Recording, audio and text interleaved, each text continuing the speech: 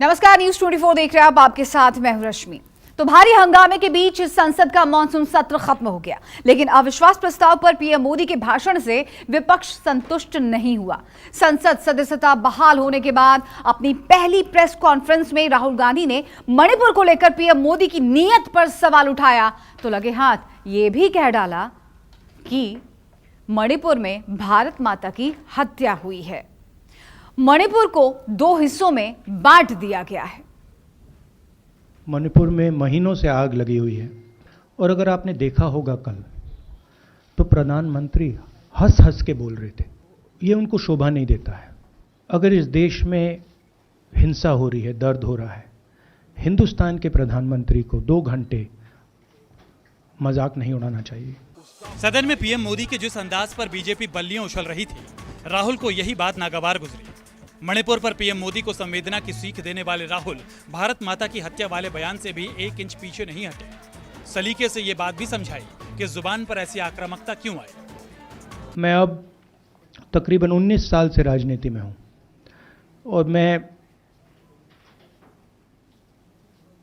हर state में गया हूं। बाढ़ आए, तूफान आए, सुनामी आई थी, हिंसा होती है, हम जाते हैं। 19 साल के एक्सपीरियंस में जो मैंने मणिपुर में देखा और सुना वो मैंने कभी पहले नहीं सुना था। मैंने पार्लियामेंट में बोला मणिपुर में भारत को खत्म कर दिया है। मैंने ऐसे नहीं बोला था।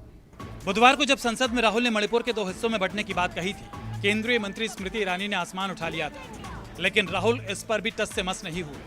मणिपुर दौरे के जिक्र के साथ हिंसा और नफरत की क्रोनोलॉजी भी बता दी। जब हम मणिपुर पहुंचे, हम लैंड किए, हमें मणिपुर में दौरा करना था। जब हम मेटे एरिया में गए, हमें साफ कहा गया था कि अगर आपकी सिक्योरिटी डिटेल में कोई भी कुकी होगा उसको आप यहां मत लाइए क्योंकि हम उसको मार देंगे।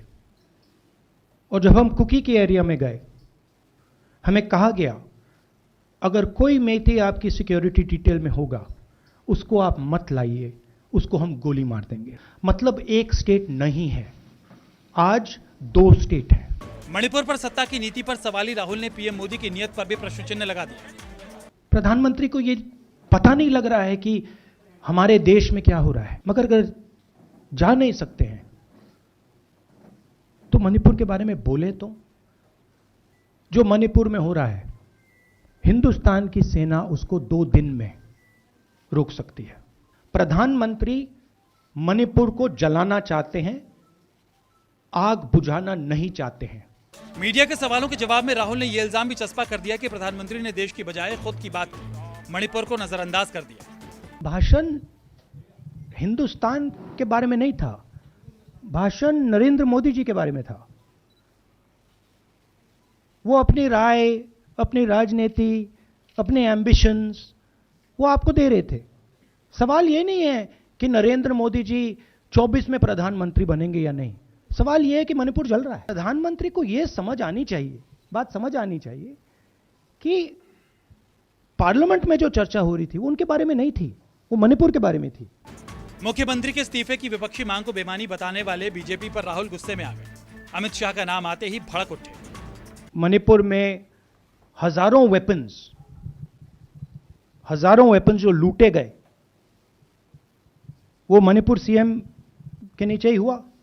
तो क्या अमित शाह चाहते थे कि ये हजारों वेपन्स लूटे जाए? जो हिंसा चल रही है, क्या अमित शाह चाहते हैं कि हिंसा चलती जाए? चीफ मिनिस्टर उसको रोक नहीं पा रहा है। अमित शाह जी कह रहे हैं कि भैया वो हमारी बात मान रहा है, तो क्या आप चाहते हैं कि मणिपुर चलता जाए? संसद में राहुल गांधी ने 37 मिनट भाषण दिया, लेकिन कांग्रेस ने इल्जाम लगाया कि राहुल को महज 14 मिनट दिखाया गया। राहुल के सामने ये सवाल भी आया, जवाब कुछ ऐसा आया, शायद सत्ता को एक शख्स का चेहरा पसंद नहीं आया। शायद पीएम मेरा चेहरा टीवी पे नहीं देखना चाहते, मगर फिर पीएम मेरी वीडियो के बारे में बात करते हैं। तो पता नहीं क्या है, बट मुझे लगता है शायद उनको मेरा चेहरा टीवी पे देखना अच्छा नहीं लगता। कोई प्रॉब्लम नहीं है। जो मैंने बोलना था, देखिए मुझे अपना काम करना है। जहां भी भारत माता पर आक्रमण होगा वहां मैं आपको खड़ा मिलूंगा, भारत माता की रक्षा करते हुए मिलूंगा।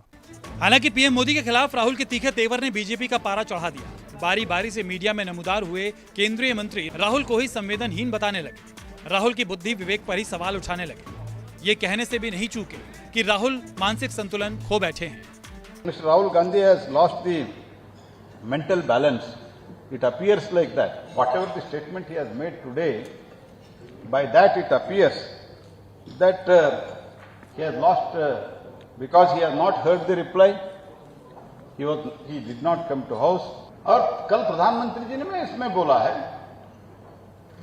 it is very unfortunate that the grand old party, the so-called grand old party, is behaving so irresponsibly. अपना काला इतिहास जब नॉर्थ ईस्ट का दिखा तो कांग्रेस भाग गई। कांग्रेस ने जब देखा मोदी जी का संकल्प और उनका प्यार नॉर्थ ईस्ट के प्रति, मणिपुर के प्रति, तो कांग्रेस भाग खड़ी हुई। कांग्रेस ने जब सुना कि मोदी जी की सरकार ने कितना रिकॉर्ड काम सड़क, रेल, पानी, स्वास्थ्य, शिक्षा सब क्षेत्रों में नॉर्थ ईस्ट के लिए किया है, तो कांग्रेस भाग खड़ी हुई।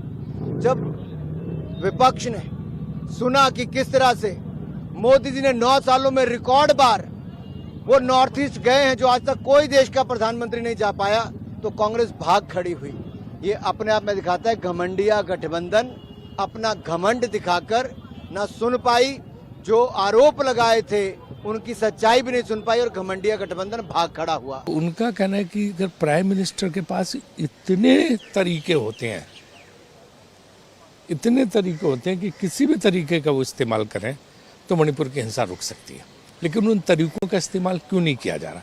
प्रधानमंत्री चाहे तो 2 दिन में हिंसा रुक सकती है। जो राहुल गांधी का कहना है कि आर्मी लगा के 24 आवर्स के अंदर में कुकी और मेते का क्लैश को बिल्कुल फोर्सफुली मिलिटरीली खत्म करना चाहिए, इसका मतलब क्या है कि आप बाई फोर्स आर्मी के माध्यम से सॉल्यूशन करना है। हम लोग ये मानते हैं कि सॉल्यूशन बातचीत करके करना चाहिए।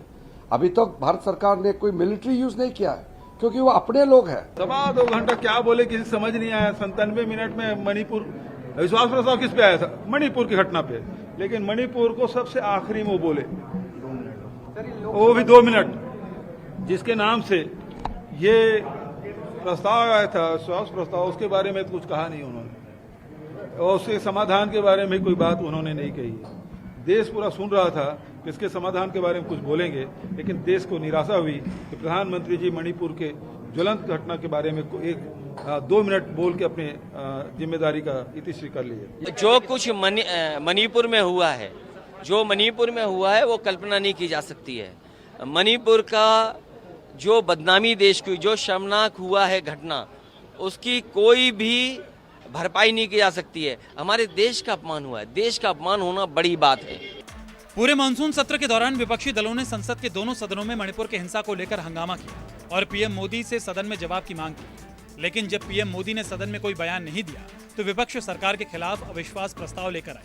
हालांकि संख्या बल में विपक्ष के कमजोर होने के कारण अविश्वास प्रस्ताव औंधे मुँह गिर गया, लेकिन पीएम मोदी को इस पर अपनी बात रखनी पड़ी। विपक्ष का दावा है कि उसने प्रधानमंत्री को सदन में चुप्पी तोड़ने पर मजबूर कर दिया, लेकिन सरकार की माने तो इस अविश्वास प्रस्ताव से विपक्ष की असलियत उजागर होगा। संजीव त्रिवेदी, कुमार गौरव और प्रशांत देव के साथ रमन कुमार, दिल्ली, न्यूज़ 24।